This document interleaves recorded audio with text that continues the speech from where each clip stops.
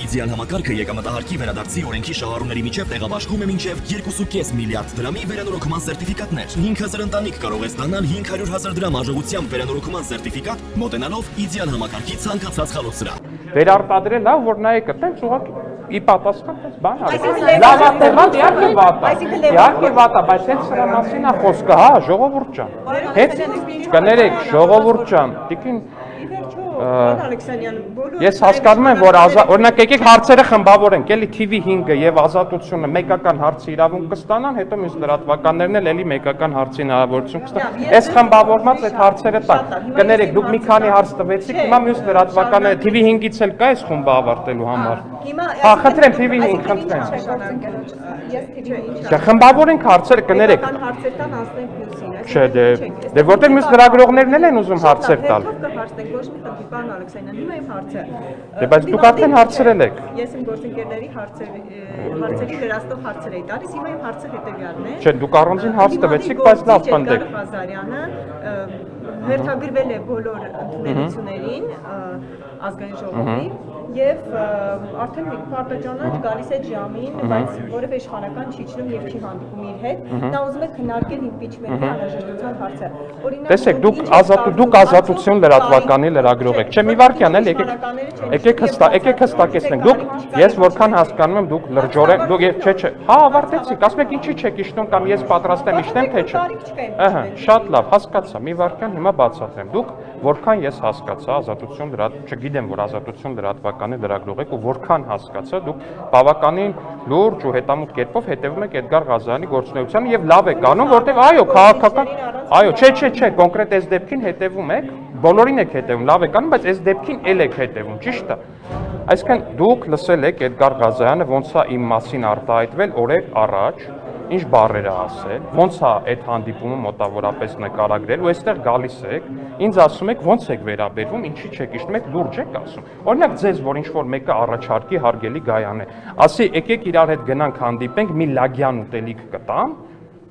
դուք այդ ոչի հանդիպման կգնաք ու հարցազրույց կվերցնեք կամ հետո որ գալիս եք այդ հարցը տալիս եք ինչ պատասխան եք ինձնից ակնկալում։ Այսինքն դուք դա նորմալ եք համարում, որ գաք ինձ հարցնեք, ես պատրաստ եմ այդ հանդիպմանը, թե չէ կամ առհասարակ ինչի չենք հանդիպում։ Ես իր նամակին այո, նորմալ արձագանքել եմ իդեպ առանց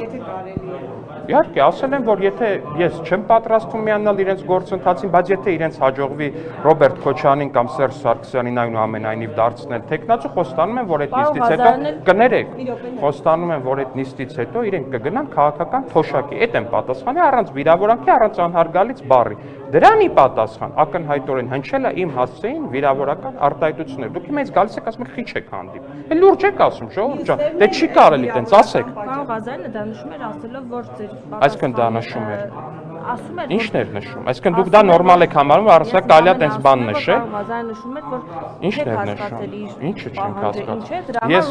չէ, կներեք ժողովուրդ ջան, չգիտեմ ես դուք ինչ շրջանակներում եք շփվում, ինչ շրջանակների հետ եք բանում։ Իմ ու առհասարակ Հայաստանի Հանրապետության արժանապատիվ քաղաքացիների շրջանակներում ոչ մեկ լագյանով չի լափում, եթե տենց ձեր շրջանակներում դա ընդունելի բան է, խնդրում եմ տենց մեզ մի վերագրեք այդ հարցը։ Ուղիղ կանոն, պարոն Ալեքսանյան։ Լուրջ եք ասում։ ամբիոնից ենք մենք լսել լափման բառը, լափել Չէ, կներեք, դուք մեդիա հաբի լրագրող եք, այդ լափել բառը մենք առաջին հերթին լսել ենք ձեր բանի հետ ֆիզիկով կապակցված Արթուր Վանեցյանից։ Երբ որ Արթուր Վանեցյանը ասուլիսներ տալի, բացատրում էր, թե Ռոբերտ Քոչարյանը քանի միլիարդ է լափել, հետո ներկայացնում էր, որ կներկայացնի հեսա կոնգրեսը, ոնց են լափել։ Այս մեկը որ ձեզ աթվում որ չի ասել, ասել է։ Տուշոնկեքը որ Բանվեր Գրիգորյանի գտնում է, այդ լավ բառն է։ Որտեղ մոնտաժված բառն է։ Կարող է ԱՑՊ-ը բաները տենց ինչ ան Մուրացկաները տենց փողոցում կանգնած մենք իշխանություն ենք, ԱՑՊ-ը իշխանություն չէ։ Ասում, բայց նույնիսկ Այո, բայց հենց այդ եմ ասում եմ այդ Արթուր Վանեցյանը հիմա որ էլ իշխանություն չէ, արդեն այդ ամեն ինչը հաշիվ չի մեդիա հաբի համար, լուրջ եք ասում։ Ո՞վ է թիրախավորում։ Ո՞վ է թիրախավորում, բայց ինչով եմ թիրախավորում։ Ինչով եմ թիրախավորում։ Ժողովուրդ ջան, ինչով եմ թիրախավորում։ Ինչով եմ թիրախավորում։ Կանտա ասեք մեդիա հապ Վանեցյան։ Բայց դա եղավ թիրախավորում։ Բայց լրագրողին ինչ եմ ասում, ամենայն այսինքն լրագրողը ճնշվում է, որ ինքը Արթուր Վանեցյանի լրատվականում աշխատում։ Եթե ճշմարիտ է, թող չաշխատի, կներեք։ Շեշտելու նպատակով։ Բա առավոտից իրիկուխ եք շեշտում, որ Civic EM-ը քաղաքացիական պայմանագրին է պատկանում։ Եք այտենց այդ սաղիդ կարելի է շեշտել, ինձ չի կարելի շեշտել, որ մեդիա-աբա Արթուր Վանեցյանին։ Թե ձեզ թվում է, որ այդ ձեզ կարելի է, որ բան չմնացածին չի կարելի։ Ասեք, կարելի է նշել, որ TV5-ը պատկանում է Ռոբերտ Քոչյանի խիստ մերձավորներին, որի տերը իդեպ դատվել է, որի տերը իդեպ ձերբակալվել է հոկտեմբերի 27-ի գործով, չէ։ Հա, կարող է, կարծեմ։ Իմպիչմենտի անհրաժեշտության մասին, խնդրեմ, ես ձեզ ասում եմ, ժողովուրդ ջան, այս ընդդիմությունը վախենում է իր առաջնորդներից որևիցե մեկին բերի կանգնացնի այս ազգային ժողովի առաջ, որտեղ նրանք հասկանում են, որ իրենց առաջնորդներից եւ ոչ մեկը քաղաքական առումով ի վիճակի չի ուղղակի կանգնի այս ազգային ժողովի առաջ պատասխանի հարցերի ու լսի ելույթներ։ Ի վիճակի չի Ռոբերտ Քոչյանը սարսափած է այս ամբիոնի մոտ կանգնելուց, Սերժ Սարգսյանը սարսափած է այս ամբիոնի մոտ կանգնելուց։ Եթե նրանք գտնում են, որ այտենց չի, թող գան, կանգնեն։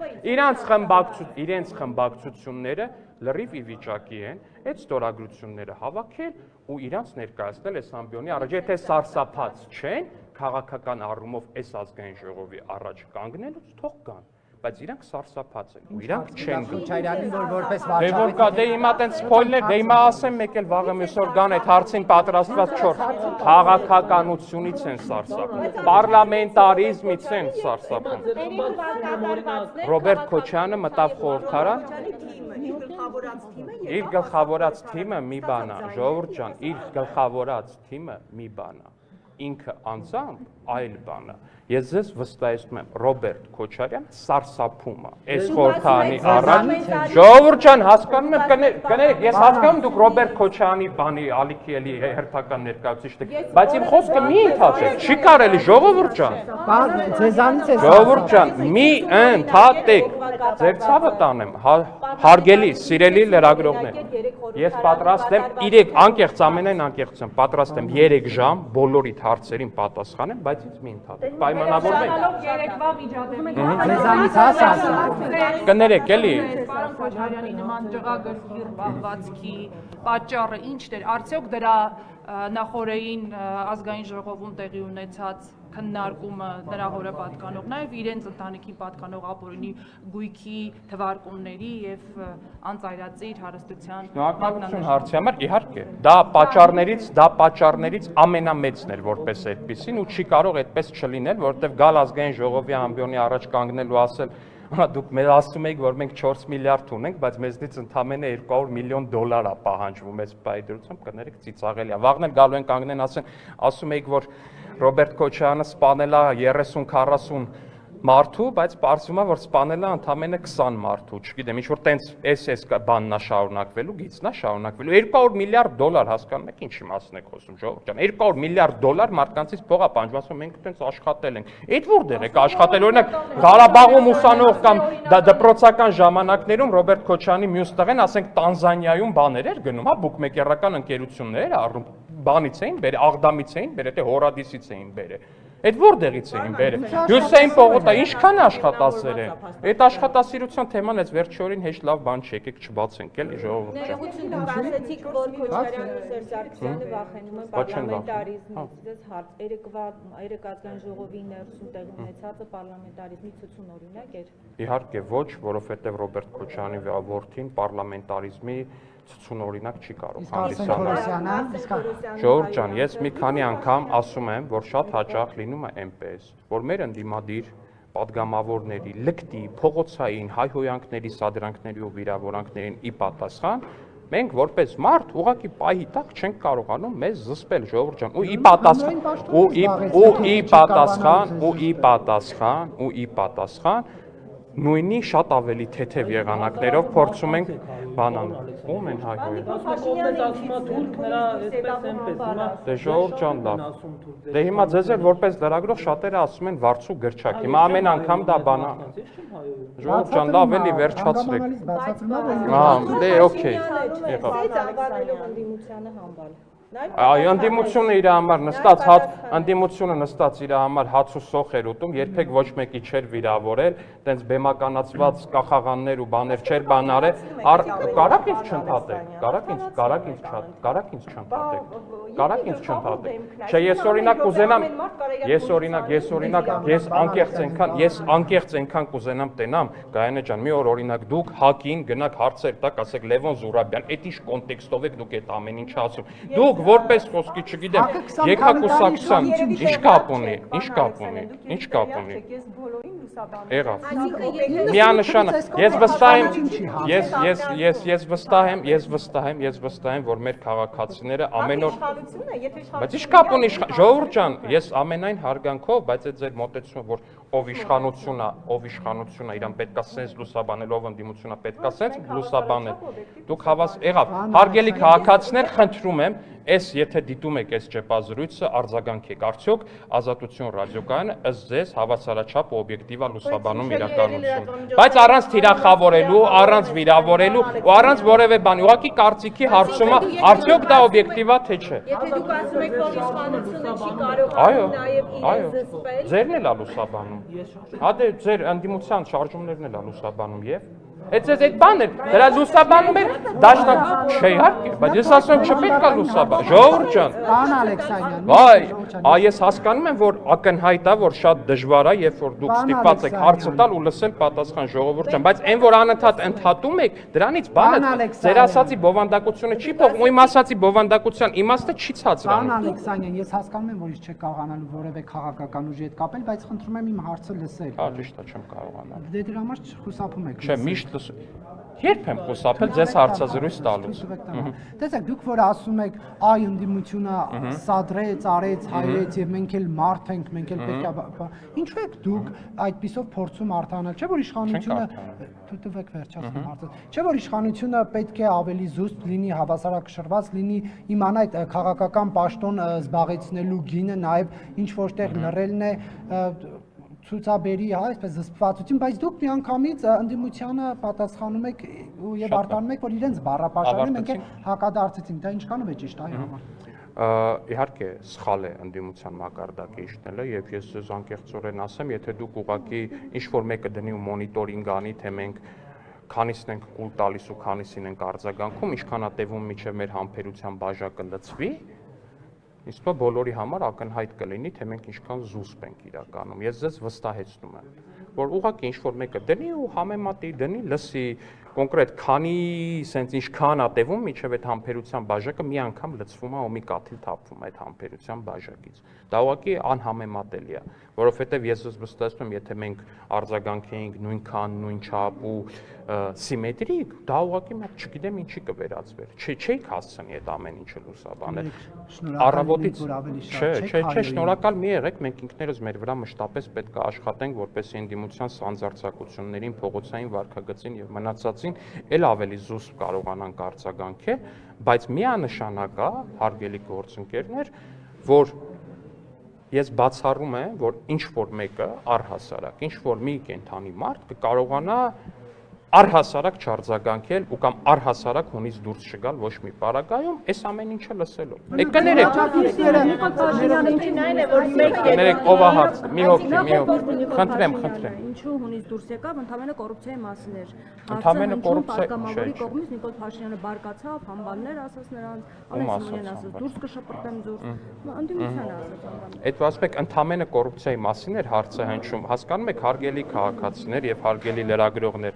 դա առհասարակ մարդու համար իհարկե պետք է տալ, բայց կոռուպցիայի մասին հարցը նախ պետք է տալ նորմալ,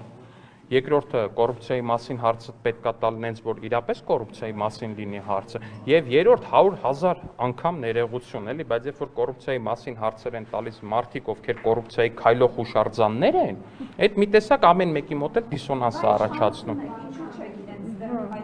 Ո՞նց չենք ձեռնարկում, բա որ չենք ձեռնարկում, այ ժողովուրդ ջան, բա որը չենք ձեռնարկում, բայց խեն այսքան ակտիվացել, բա խեն օրը 5 հատ լրատվական բացում, ժողովուրդ ջան, ոչ, իհարկե, ես, չէ, ժողովուրդ ջան, ներկա կոռուպցիա եթե կա, ես ես վստահեցնում եմ, ինձնից ավելի մեծ թշնամի այդ կոռուպցիային դժվար է գտնել, բայց երբ որ գնում են քաղաքապետարանի կողմից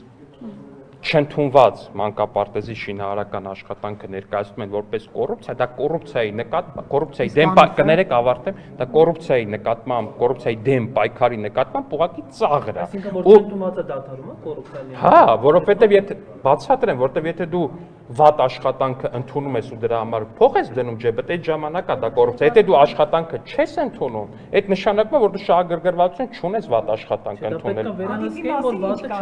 Բա վերահսկել են, որ չեն ընդունել աշխատանքը, չի կարա քաղաքապետարանը կամ որևէ կառույց գնա ամեն մի քարը դնելուց ասի, այ սենց մի քիչ էս կողմ դիրես քար, այ շաղախը ոնց որ լավ չէ։ Վերջում գալիս են մի վարքյան ավարտ, Ժողովուրդ ջան։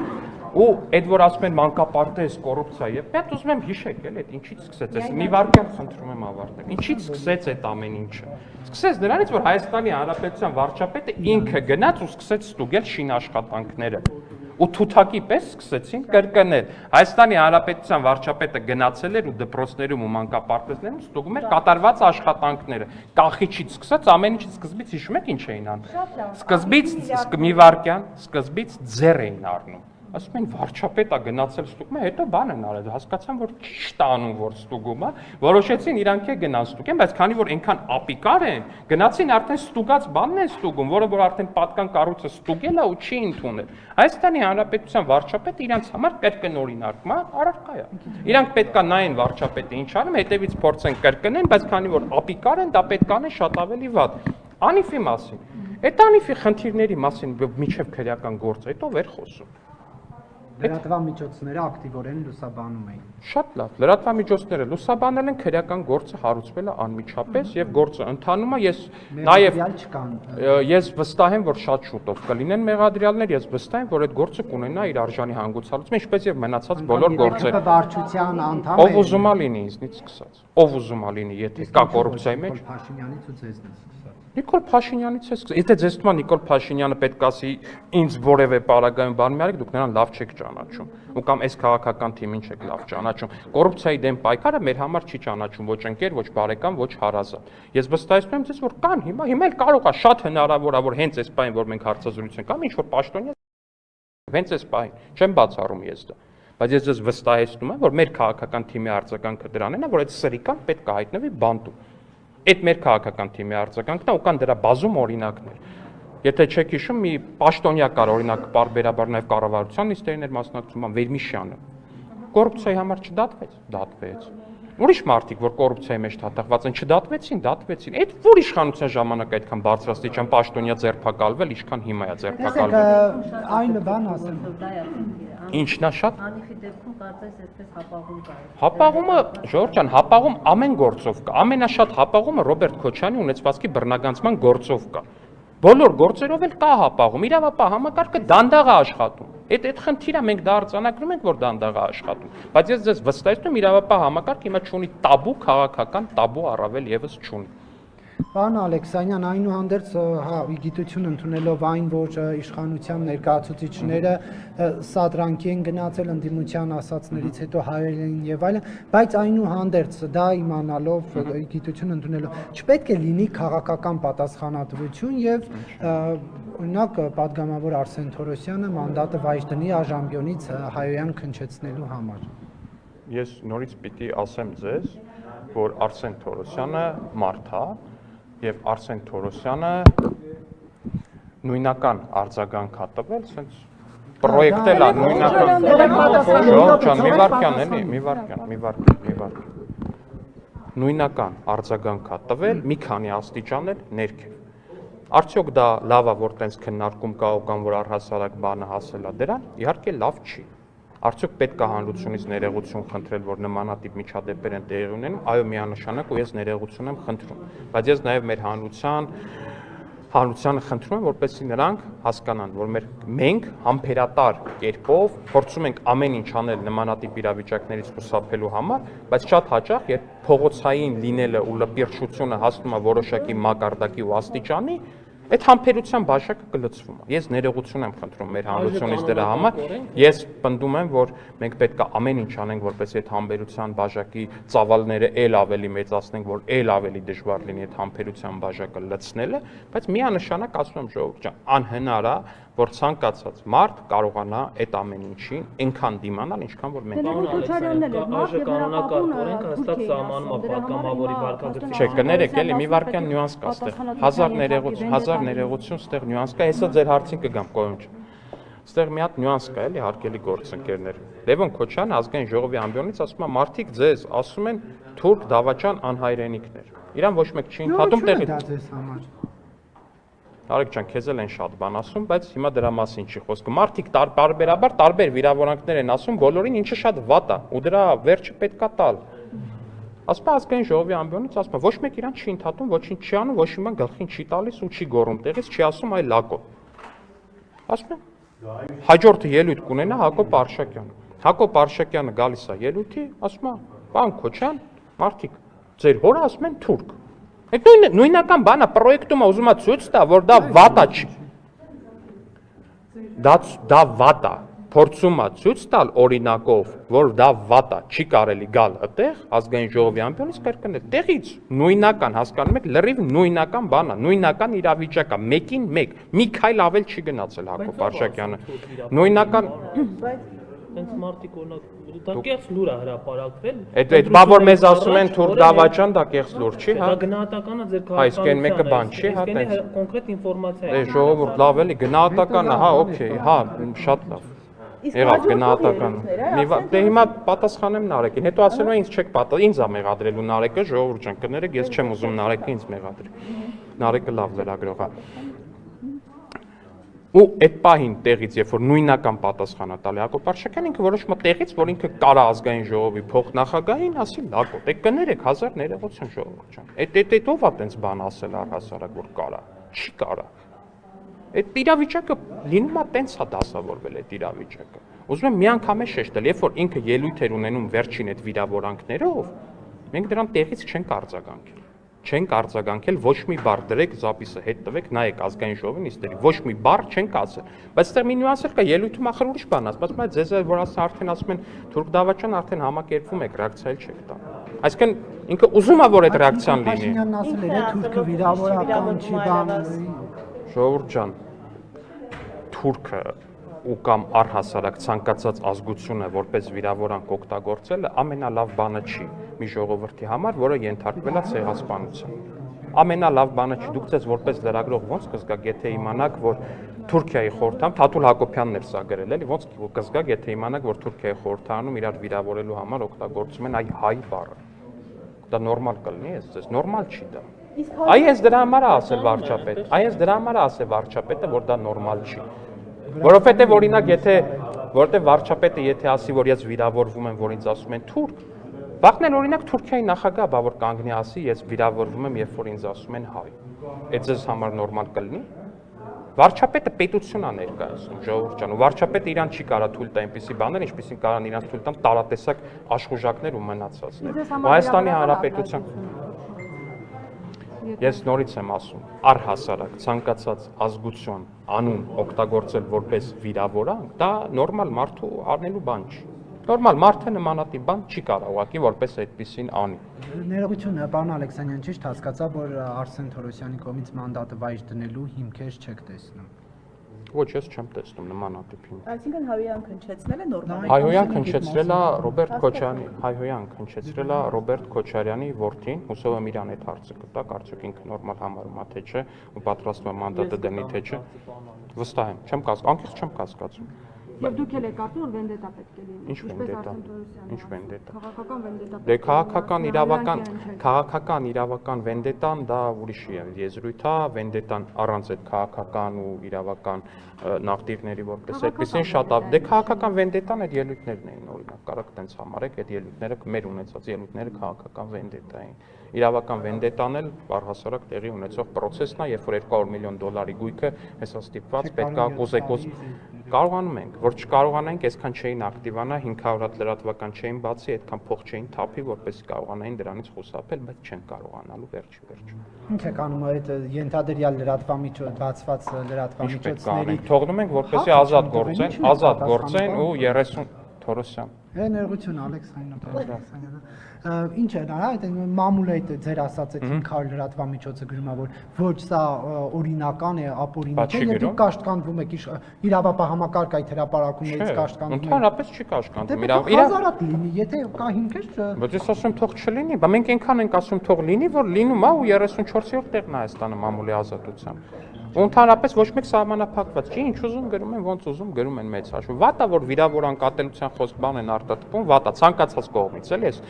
կոնկրետ մի ուղղության վրա չասեմ, ցանկացած մամուլ եթե ատելության խոսք ու վիրավորանք ու մնացած արտադրում, դա շատ վատա։ Շատ վատա, եթե լրագրողների նկատմամբ բանույն ելնում, շատ վատա, երբ որ լրագրողների նկատմամբ վերբալ կամ ֆիզիկական բռնություն ա լինում։ Դուք որ ասում եք 500 լրատվամիջոց են բացել, որ պաշտպանեն իրենց հետ։ Բայց ինքն ինչով այդ 500, թող 1000, այսինքն ներողություն հարցը տամ, այսինքն այդ 500 այսպես ասած բացված լրատվամիջոցները գրում են ոչ Քոչարյանի գույքը օրինական է եւ իրավապահ համակարգը դրանից կաշկանդվում է։ Շատ լավ հարց եք տալիս, ոչ իրավապահ համակարգը չի կաշկանդվում։ Դուք ինքներդ շատ լավ հասկանում եք, ես վստահ եմ, որ 500 լրատվականը փորձում են հանրային ընկալում ձևավորել, որ Քոչարյանի 200 միլիոնի գույքը օրինական է։ Առավոտից իրիկու դրանով են զբաղվում, եթե նկատել եք, եթե չէ, ես չնայած ինչքան գիտեմ, դուք վատ լրատվականների կամ առնվազն տարատեսակ լրատվականների փորձում եք չհետևել, պարոն Կիրակոսյան, բայց այնուամենայնիվ